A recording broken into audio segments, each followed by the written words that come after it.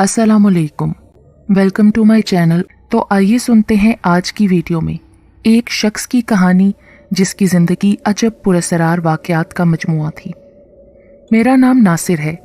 गुंजानाबाद शहर में हमारा मकान वाक़ था। मेरी उम्र 20 साल थी। मैंने उस उम्र तक जितनी तालीम हासिल की जा सकती थी कर ली थी।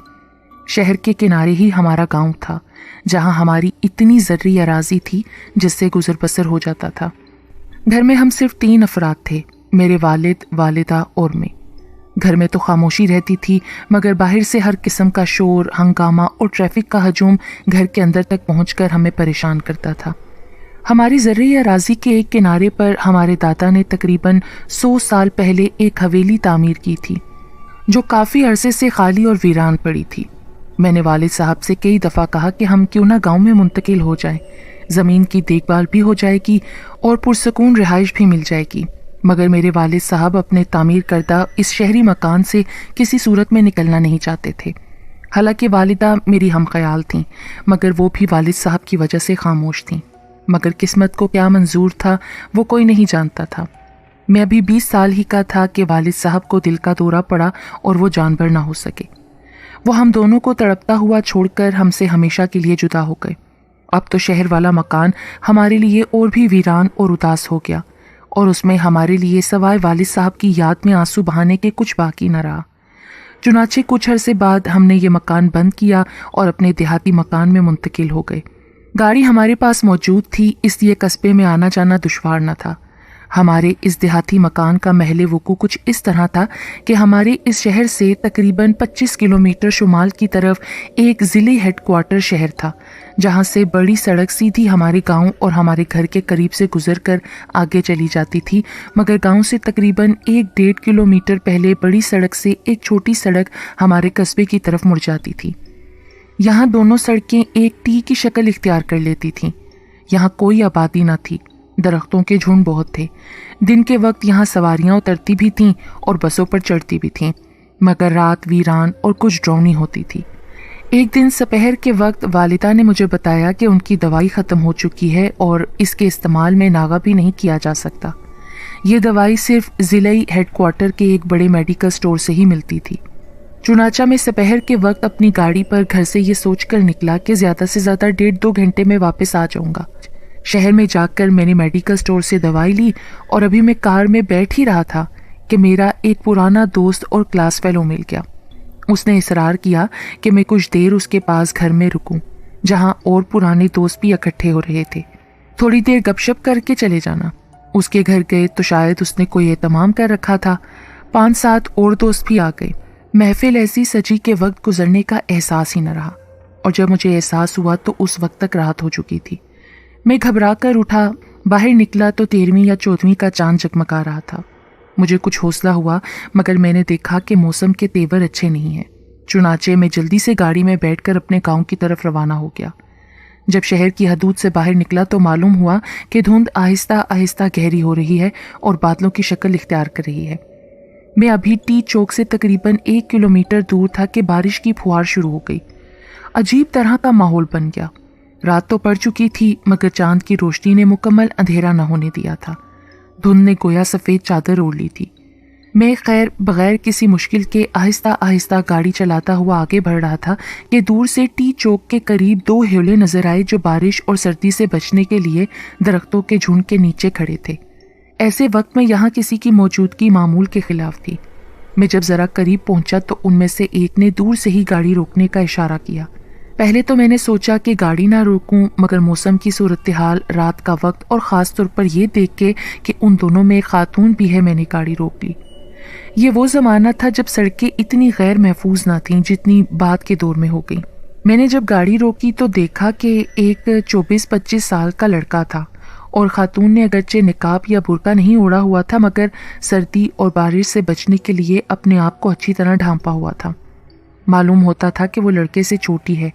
लड़के ने बताया कि उन्होंने उसी कस्बे में जाना था। जब एक बस वाले को अपनी मंजिल का बताया तो उसने हमें बिठा लिया कि वो उधर ही जा रहा है, लेकिन इस मोड़ पर आकर उसने हमें उतार दिया। उसने सीधे आगे जाना था और हमें कहा कि यहाँ से आपको 1-1.5 किलोमीटर दूर कस्बा मिल जाएगा, और ये कि हमें पैदल जाना होगा।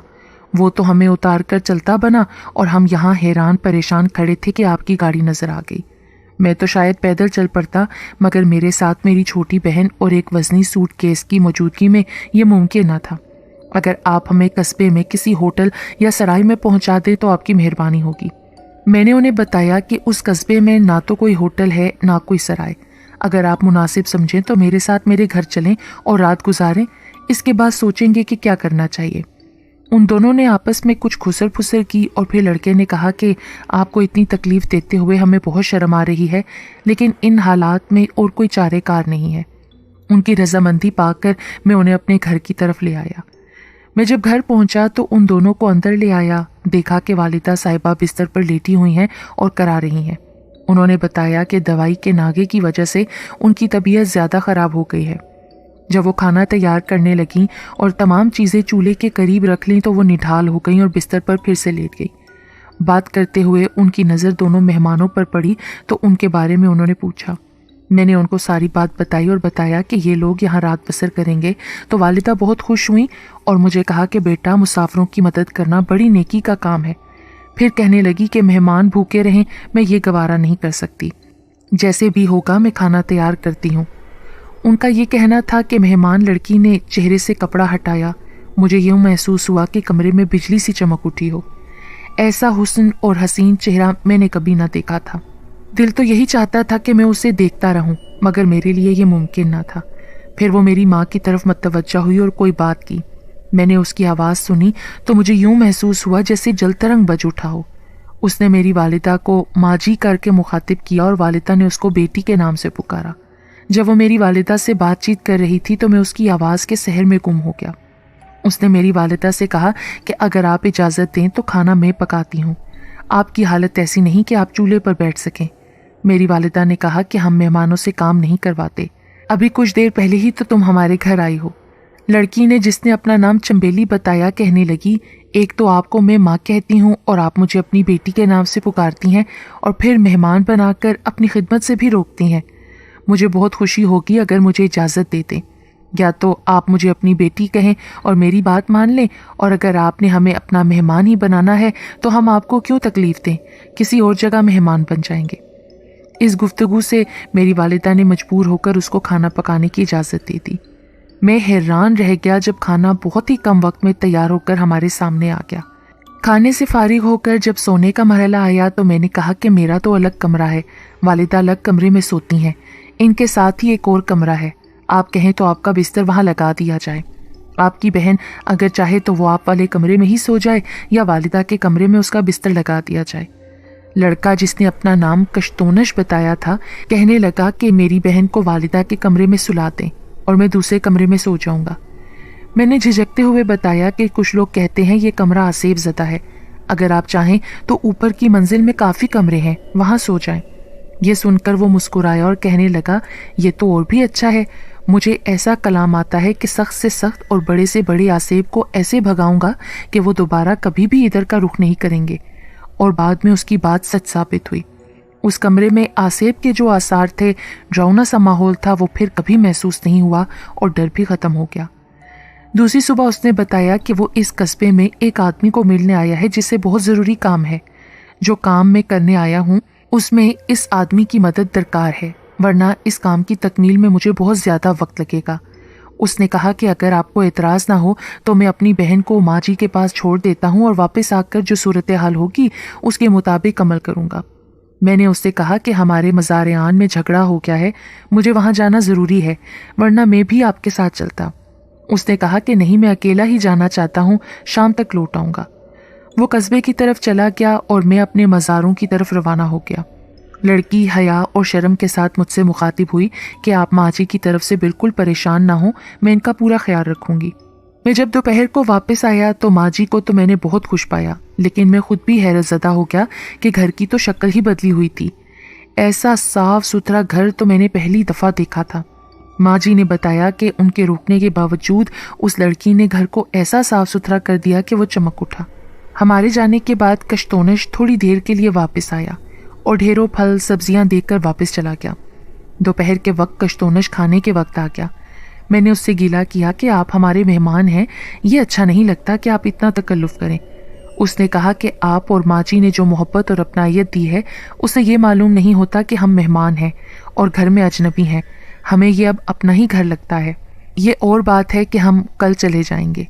میں جس آدمی کو ملنے گیا تھا معلوم ہوا ہے کہ وہ نقل مکانی کر گیا ہے اور کسی کو اس کا پتہ بھی نہیں ہے کہ وہ کہاں ہے، لہٰذا جو کام میں نے اس کی مدد سے کرنا تھا اب مجھے خود ہی وہ کام کرنا ہوگا، جس میں کافی وقت لگے گا، جو کئی ہفتے پر ہو سکتا ہے۔ چنانچہ میں نے قصبے میں ہی کوئی مکان تلاش کرنے کے لیے کسی کو کہا ہے اور امید ہے کہ ایک روز میں بندوبست ہو جائے گا۔ یہ بات سن کر میں اور ماں جی بہت ناراض ہوئے کہ اگر تمہیں یہاں لمبا عرصہ رہنا ہے تو ہماری اتنی بڑی حویلی کی موجودگی میں کہیں اور بندوبست کرنے کی کیا ضرورت ہے؟ جب تک چاہو ہمارے اس گھر میں رہ سکتے ہو۔ کافی اصرار کے بعد اس نے کہا کہ ٹھیک ہے، میں یہیں رہتا ہوں، مگر ایک شرط ہے، میں ایک کماؤ پوت کی طرح رہوں گا جس پر گھر کی کچھ ذمہ داریاں ہوں گی۔ ہم تو مان نہیں رہے تھے، لیکن آخر کار اس لڑکی جس کا نام چمبیلی تھا، اس کی منت سماجت پر ہمیں یہ بات ماننا پڑی۔ اس بات کو اب کئی ماہ گزر چکے تھے۔ وہ جب قصبے جاتا گھر کے لیے کوئی نہ کوئی چیز لے آتا۔ دوسری طرف چمبیلی نے سارے گھر کے علاوہ ماں جی کی بھی دیکھ بھال کی ذمہ داری لی تھی۔ اب وہ مجھ سے بھی کچھ بے تکلف ہو گئی تھی۔ گاؤں کی اکثر عورتیں بھی اس کے پاس آنے لگی تھیں، جن میں زیادہ تر ہمارے مزاروں کی عورتیں ہوتیں۔ اس طرح ہمیں کافی عرصہ گزر گیا۔ ایک دن کشتونش کہنے لگا کہ آپ نے بتایا تھا یہ حویلی آپ کے دادا نے تعمیر کی تھی، مگر میرا علم بتا رہا ہے کہ آپ کے دادا نے یہ حویلی خستہ حالت میں بنی بنائی خریدی تھی اور بعد میں اس کی مرمت اور تزئین و آرائش کی تھی۔ میں نے پوچھا کہ تمہیں یہ کیسے پتہ چلا؟ تو اس نے کہا کہ اللہ نے مجھے علم دیا ہے جس سے یہ پتہ چلتا ہے کہ یہ حویلی 100 سال سے بھی زیادہ پرانی ہے۔ میں نے یہ بات جب والدہ سے پوچھی تو انہوں نے اس کی تصدیق کی کہ تمہارے والد نے یہی کہا تھا کہ تمہارے دادا نے یہ حویلی بڑی خستہ حالت میں بنی بنائی خریدی تھی اور بعد میں اس کی مرمت کی تھی۔ میں بڑا حیران ہوا کہ کشتونش اس نوجوانی میں اتنا علم رکھتا ہے، لیکن ابھی میرے حیران ہونے کے لیے اس سے بھی بڑا موقع آنے والا تھا۔ ایک دن کشتونش نے کہا کہ تمہاری اس حویلی سے مجھے ایک عجیب سی باس آ رہی ہے، اور اگر میرا علم غلط نہیں ہے تو جلد ہی تم حیرت میں ڈوب جاؤ گے۔ اس کے لیے مجھے اپنی حویلی کا معائنہ کراؤ۔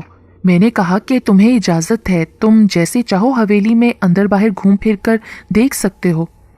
2 دن بعد وہ مجھے لے کر گھر کے باہر باغیچے میں آ گیا۔ ایک کونے میں بیٹھ کر کسی گہری سوچ میں ڈوب گیا اور مجھے بھی بیٹھنے کا اشارہ کیا۔ تھوڑی دیر بعد اس نے سر اوپر اٹھایا اور گویا ہوا۔ اس کی آواز بہت بھاری ہو گئی تھی اور وہ بہت سوچ سوچ کر اور اٹک اٹک کر بول رہا تھا۔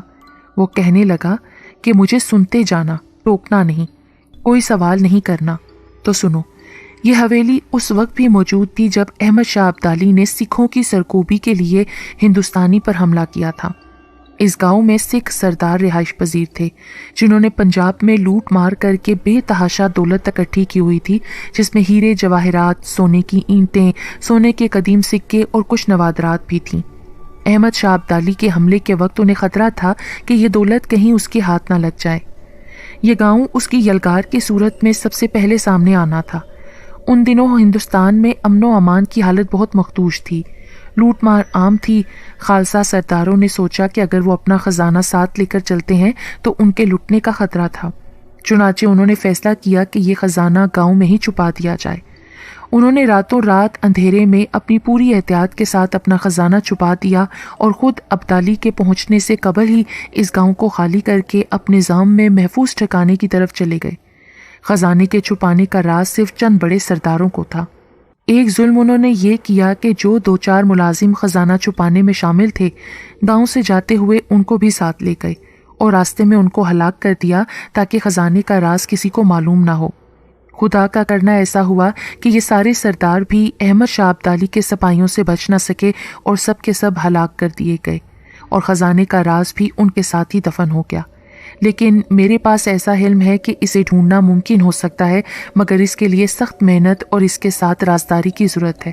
اگر ہم دونوں محنت کریں اور کوشش کریں تو یہ بات ناممکن نہیں۔ جب اس نے بات مکمل کر لی تو میں نے پوچھا کس قسم کی محنت درکار ہوگی اور اسے کیسے اور کہاں سے شروع کیا جائے؟ میرے پاس تو اس کے لیے کوئی علم نہیں ہے۔ اس نے کہا کہ اس کی کوئی ضرورت نہیں، تم بس میرا ساتھ دو اور جو کچھ دیکھتے جاؤ، غیر ضروری سوال نہ کرنا۔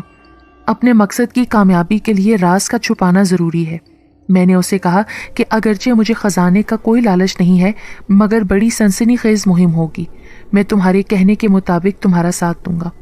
چنانچہ میں اس کے معاون کے طور پر اس کے ساتھ شامل ہو گیا اور ہم کئی دن حویلی اور اس کے گرد و نواح میں گھومتے رہے۔ میں نے تو کچھ نہیں کرنا تھا، ہر مقام کا بغور جائزہ لے رہا تھا۔ آخر ایک دن اس نے حویلی کا ایک ایسا کمرہ توجہ کا مرکز بنا لیا جو تاریک اور کمروں کے درمیان کاٹ کباڑ سے بھرا ہوا تھا۔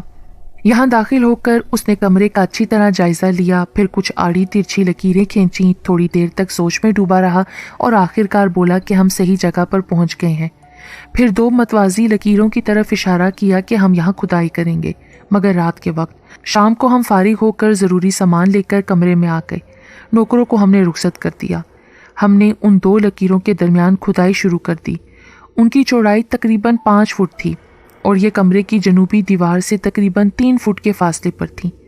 کمرے کی لمبائی کے مطابق کھدائی کرنا تھی۔ تقریباً 1 گھنٹے کے بعد مجھ پر تھکن اور نیند کا غلبہ ہو گیا۔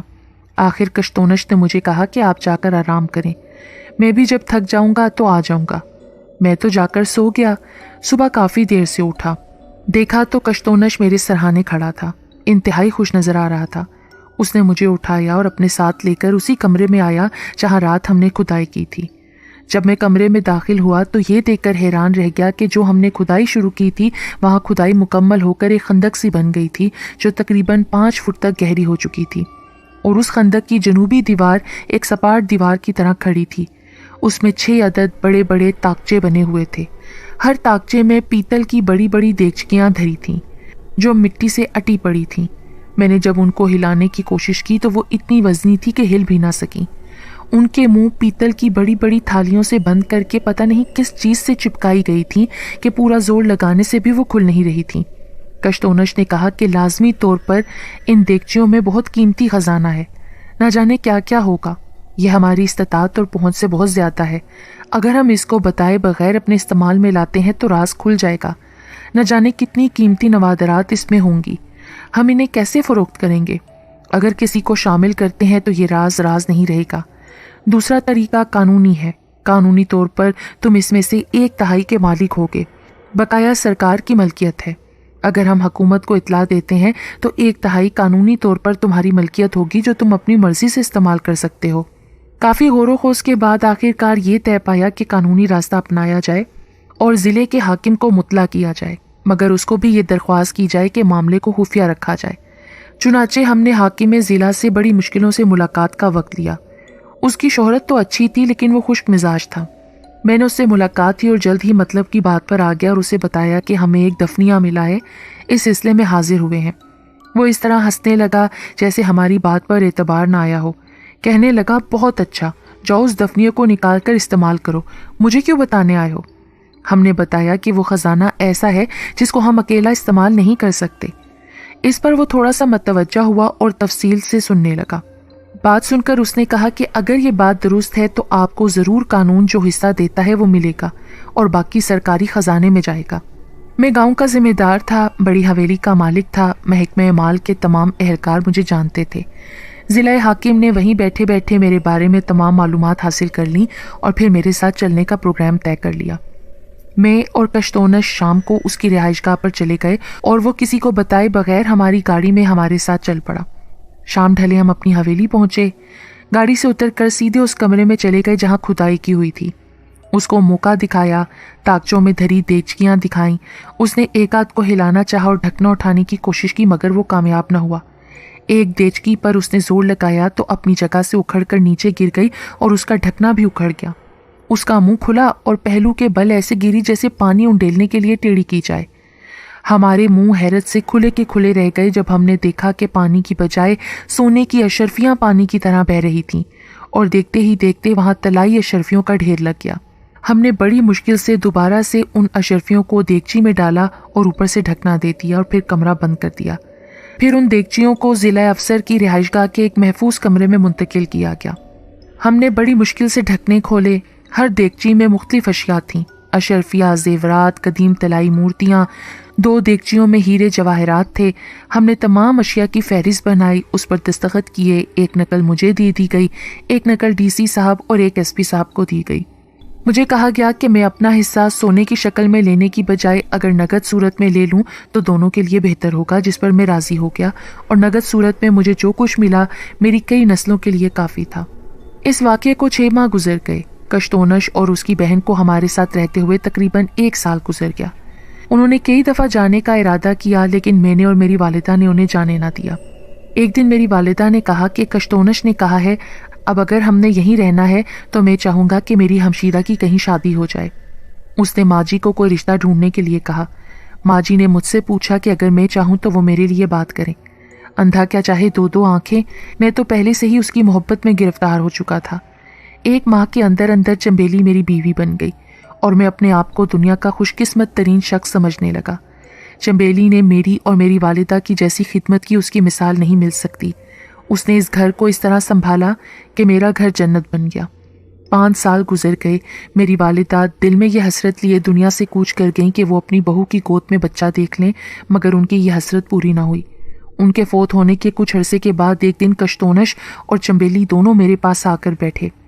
میرے پوچھنے پر وہ بولے کہ گھر میں بچہ نہ ہونے کی وجہ سے بہت اداسی ہے، رونق بچوں کی ہی وجہ سے ہوتی ہے۔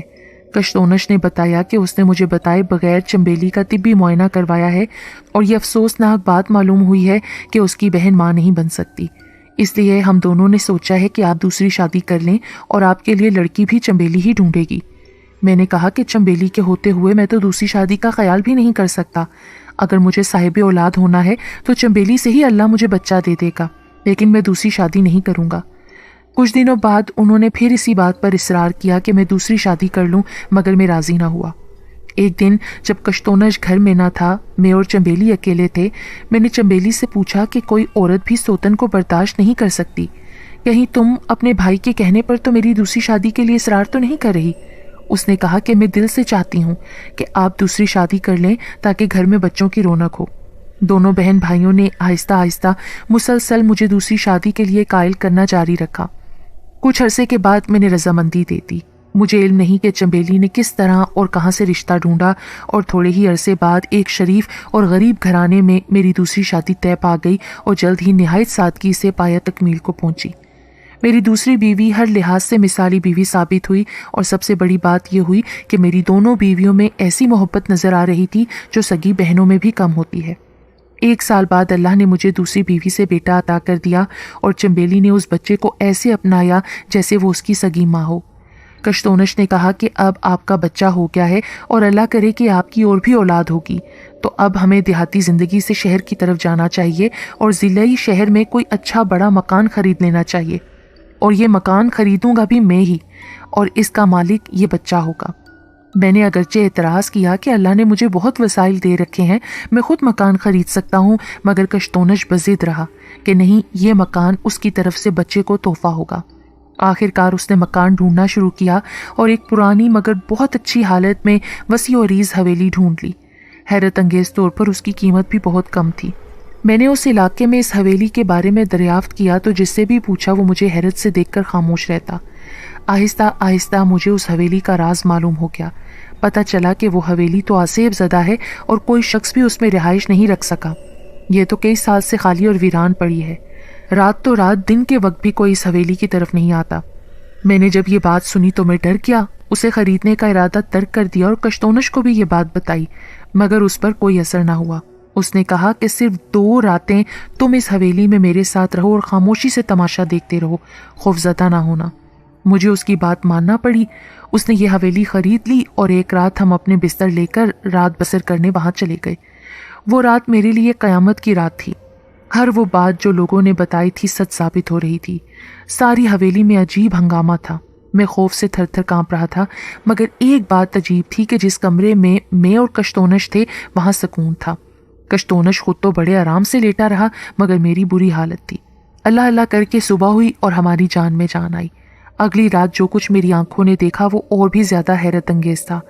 رات شروع ہونے کے بعد کشتونش نے ساری حویلی میں چکر لگانے شروع کر دیے۔ بظاہر وہ کچھ پڑھ رہا تھا جو میری سمجھ میں نہیں آ رہا تھا۔ کبھی کبھی تو ایسا محسوس ہوتا کہ وہ باتیں کر رہا ہے۔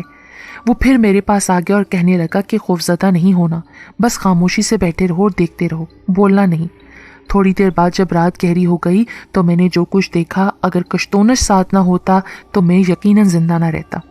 मैंने देखा कि सारे घर में जैसे धुंध सी फैली हुई है और उस धुंध में लिपटे हुए ह्योले कमरों से निकल रहे हैं और बाहर जा रहे हैं।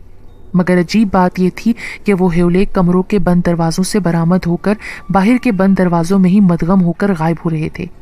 धुंध की वजह से उनकी शक्लें नहीं नजर आ रही थीं, लेकिन ये नजर आ रहा था कि उनमें हर उम्र के मर्द, औरतें और बच्चे कंधों पर सामान की गठरियां उठाए अंदर से बरामद होकर बाहर तहलील हो रहे थे। काफ़ी देर ये सिलसिला चलता रहा और फिर आहिस्ता आहिस्ता ख़त्म हो गया। फिर वो धुंध छट गई और घर में रोशनी जगमगा उठी। कश्तोनश मेरे पास आया, मुझे कहने लगा कि ये घर काफ़ी अरसे से खाली और वीरान था। उसके हर कमरे में जिन्नात ने बसेरा किया हुआ था, लेकिन मैं उन्हें यहाँ से निकालने की ताकत रखता था, इसलिए मैंने उनको ये घर खाली करने को कहा। मेरी बात इसलिए उनको मानना पड़ी। फिर कश्तोनश मुझे बड़ी तफसील से जिन्नात के बारे में बताने लगा। मैंने पूछा कि तुम जिन्नात के बारे में इतना कुछ कैसे जानते हो? तो उसने कहा कि अल्लाह ने मुझे इसका इल्म दिया हुआ है। थोड़ी देर बाद मैं क्या देखता हूँ कि वहाँ चंबेली भी आ गई। उसकी शक्ल से मालूम हो रहा था कि वो बहुत परेशान और उदास है। लगता था कि वो रोती रही है। वो खामोशी से बैठ गई। कश्तोनश बड़े उदास लहजे में मुझे कहने लगा कि नासिर साहब, अब वक्त आ गया है कि आप पर कुछ हकीकतें जाहिर कर दी जाएं। हम दोनों के लिए ये काबिल कबूल ना भी हों तो भी उनको मानना और कबूल करना पड़ेगा। आपके पुराने घर के तारीक कमरे में कुछ आसेब रिहाइश पजीर थे जिनको मैंने हमेशा निकाल दिया था। इसी तरह ये हवेली भी जिन्नात से भरी हुई थी, मगर वो जिन्नात वहाँ से मेरे कहने से निकल गए, अब कभी वापस नहीं आएंगे। आपके घर से जो खजाना मिला, मैं सिर्फ आपको दिखाने के लिए हवेली में इधर उधर फिरता रहा, वरना जब खजाना दफन किया गया उस वक्त उस कमरे में कुछ जन्नात रिहाइश पजीर थे। उनके सामने ये खजाना दफन किया गया था और मुझे उनके बताने पर ही पता चला था। कश्तोनश की बातें सुनकर मुझे एकदम ख्याल आया कि कश्तोनश ने आज तक मुझे अपने बारे में नहीं बताया कि ये कौन है, क्या ये इंसान है या कुछ और उसकी बहन कौन है। फिर कई मनाजिर मेरी आंखों के सामने गुजरने लगे। मेरा जिस्म खौफ से कांपने लगा, मेरा रंग जर्द पड़ गया। करीब था कि मैं होशो हवास से बेगाना हो जाता कि चंबेली ने मुझे कोई मशरूब लाकर पिलाया और मेरे करीब बैठकर मोहब्बत से मुझे देखने लगी। कश्तोनश ने कहा, नासिर साहब, आपको डरने की जरूरत नहीं, हम आपके दोस्त हैं और हमेशा दोस्त रहेंगे। फिर मैंने अपने आप को संभाला, उनकी तसल्ली से मेरी ढारस बंधी। फिर कश्तोनश कहने लगा, हम दोनों बहन भाई आपके शक के ऐन मुताबिक वो नहीं हैं जो नज़र आते हैं, ताहम अपना ये भेस बरकरार रखने पर कादिर हैं। इस भेस में हम वो तमाम खसूसियात रखते हैं जो आप में हैं। हम चलते फिरते हैं, सोते जागते हैं, खाते पीते हैं, आपके साथ आपकी हर खसूसियत में शामिल हैं। ये हकीकत है कि हम आदमजात नहीं हैं। हम जिस कबीले से ताल्लुक़ रखते हैं वो जिन्नात ही कहलाते हैं। हम दोनों यानी मैं और चंबेली कबीले के सरदार की औलाद हैं और ये बात और हमारी इस इंसानी भेस का कबीले के हर फर्द को पता है और वो हमारी ताबेदारी करने के पाबंद और मजबूर हैं। हम दोनों अपने वालिद से ज़िद करने लगे कि हमें कुछ अरसा इंसानों के साथ रहना चाहिए, जिसकी हमें इजाज़त मिल गई और फिर आपसे मुलाकात हो गई। हमारा ख्याल था कि थोड़ा अरसा रहकर हम वापस चले जाएंगे, लेकिन आप लोगों में इस तरह घुल मिल गए कि जाने को दिल नहीं मान रहा था। आपकी वालिदा की आदत बहुत अच्छी थी। फिर चंबेली भी आपको पसंद करने लगी। बात के मामलात तो आपको मालूम है। हमें ये मालूम था कि चंबेली इंसानी बच्चे की माँ नहीं बन सकती, तो ये सोचकर आप औलाद से क्यों महरूम रहें। हमने आपकी दूसरी शादी करवाई। ये बच्चा जो आपका है हमेशा हमारी जिम्मेदारी होगा। हम कहीं भी हों, इसकी तमाम जिम्मेदारी हम पर होगी और ये जिम्मेदारी ऐसे पूरी होगी कि आपको पता भी नहीं चलेगा। मैंने पूछा कि जो कुछ आप कह रहे हैं, आप चाहे कहीं भी हों, इससे क्या मुराद है? उसने बताया कि हमें जितनी मुद्दत इंसानों में रहने के लिए दी गई थी, हमारी ख्वाहिश पर उसमें तोसी होती रही, मगर अब हतमी तौर पर हमें वापसी की हदायत हो गई है। हमें अब अपने कबीले वापस जाना पड़ेगा, लेकिन हम एक दफ़ा अपने बुजुर्गों से आपकी मुलाकात ज़रूर करवाएंगे। आज रात आप तैयार रहें। ये रात आपने हमारे बुजुर्गों और हमारे साथ गुजारनी है। रात को हम तैयार होकर अपनी गाड़ी में निकले। न जाने किन किन रास्तों से होते हुए कश्तोनश हमें शहर से बाहर मौजूद पहाड़ियों में ले गया। गाड़ी पहाड़ी के दामन में खड़ी हो गई और हम फिर पैदल चलते हुए कुछ ऊपर गए तो एक गार नजर आई, जिसमें रोशनी छन छन कर बाहर आ रही थी। कश्तोनश के साथ हम उस गार के अंदर दाखिल हो गए। अंदर दाखिल होकर महसूस हुआ कि हम जैसे किसी शाही क़यामगाह में पहुंच गए हैं। फर्श पर 20 कालीन बिछे हुए थे जिनके ऊपर कीमती मोटी चादरें बिछी हुई थीं और गाव तकिए लगे हुए थे। चारों तरफ शमादान इस्तादा थे जिनमें कंदीलें इस्तादा की गई थीं।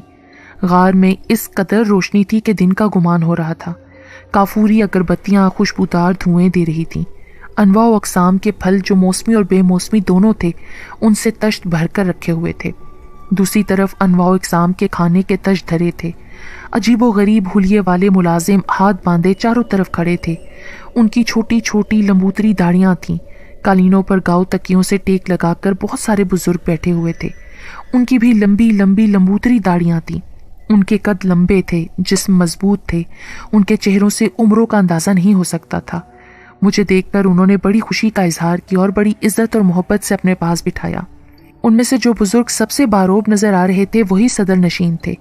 कश्तोनश ने आहिस्ता से मुझे बताया कि ये इनके वालिद हैं। उन्होंने चंबेली और कश्तोनश को अपने दाएं तरफ बिठाया और मुझे अपनी बाएं तरफ बिठाया। फिर उन्होंने जो लोग उनकी अर्दल में खड़े थे उनको इशारा किया, जिन्होंने सबको खाना पेश करना शुरू कर दिया। खाने का दौर ख़त्म हुआ तो फिर फल पेश किए गए। खाना और फल बेहद लजीज था जो मैंने कभी इस दुनिया में नहीं खाया था। फिर कहवा पेश किया गया। फिर उन्होंने मेरे साथ बहुत सी जिन्नात के बारे में बातें की कि वो जिन्नात के ऐसे कबीले से ताल्लुक़ रखते हैं जो मुसलमान हैं और नबी पाक सल्लल्लाहु अलैहि वसल्लम के पैरोकार हैं। मैंने उनसे कहा कि अगर आप मुसलमान हैं तो आप ये तो जानते होंगे कि चंबेली मेरी बीवी है। जब तक मैं तलाक ना दूँ वो मेरी बीवी रहेगी, तो फिर मेरे साथ क्यों नहीं रह सकती? उन्होंने कहा कि ये दुरुस्त है, आपकी ज़िंदगी में वो आपकी बीवी रहेगी, लेकिन माहो साल का जो असर आप पर होना है उस पर नहीं होगा। आप बूढ़े होकर जो सूरत इख्तियार करेंगे उस वक्त चंबेली अपनी जवानी के आगाज़ में होगी। तो देखने वालों को आप क्या जवाब देंगे कि ये कौन सी मखलूक है जो बूढ़ी ही नहीं होती? हाँ, अगर आपको इससे वाकई मोहब्बत है तो इसका तकाजा ये है कि आप अज़ खुद इसको तलाक दे दें, जो इसके लिए आपकी तरफ से एक बहुत बड़ी रियायत होगी। वो तो शायद आपकी मोहब्बत में इसको कबूल ना करे, लेकिन हम जानते हैं कि ये आप दोनों के लिए बेहतर है, और अगर आप तलाक का फैसला करें तो इसी गार में आकर कश्तोनश को 3 दफ़ा आवाज़ देना। आपसे कोई ना कोई राब्ता ज़रूर करेगा और फिर 3 दफ़ा तलाक के बोल देना। इसके बाद उन्होंने मुझे चंबेली और कश्तोनश के हमरा बैठने की इजाज़त दे दी। हमसे आपस में बात भी नहीं हो पा रही थी। मेरा और चंबेली का बुरा हाल था। चंबेली रो रही थी, मैं भी रो रहा था। मैंने कहा, चंबेली तुम जो कुछ भी हो, मुझे तुमसे बेपनाह मोहब्बत है। मैं तुमसे हरगिज़ जुदा नहीं होना चाहता। मैं तुमसे बहुत मोहब्बत करता हूँ और सारी ज़िंदगी करता रहूँगा। कश्तोनश ने कहा कि हमारी तरफ से जो भी तोहफा तुम्हें मिलेगा वो तुम अपने बच्चे को देना और उसे ज़रूर कबूल करना। मेरी बुरी हालत थी, रो रो कर मैं निढाल हो गया। चंबेली ने भी रोते हुए मुझे कोई बहुत खुश जायका मशरूब पिलाया। मुझे कुछ सुकून आया। मुझ पर गनूदगी सी तारी होने लगी। थोड़ी देर बाद मैं नींद में डूब गया। पता नहीं मैं कितनी देर सोया रहा। जब आँख खुली तो मैं बहुत पुरसकून था। मैं जब नींद की गनूदगी से बाहर आया तो मुझे अचानक महसूस हुआ कि मैं न जाने कहाँ हूँ। गार वही था। मैं एक चटाई पर लेटा हुआ था। न वहाँ कालीन थे, न गद्दे, न कंदीलें, न कश्तोनश, न उनका कबीला। वहाँ कोई ऐसे आसार नहीं थे जिनसे पता चलता कि रात के वक्त यहाँ का क्या मंजर था। मैं एक झटके से उठ बैठा। मैंने चंबेली और कश्तोनश को बहुत आवाज़ें दी, मगर मेरी आवाज़ पत्थरों से टकराकर वापस आ गई। मैं निढाल सा होकर चटाई पर गिर गया। मैंने सोचा कि मैं ख्वाब देख रहा था, लेकिन वो हकीकत थी।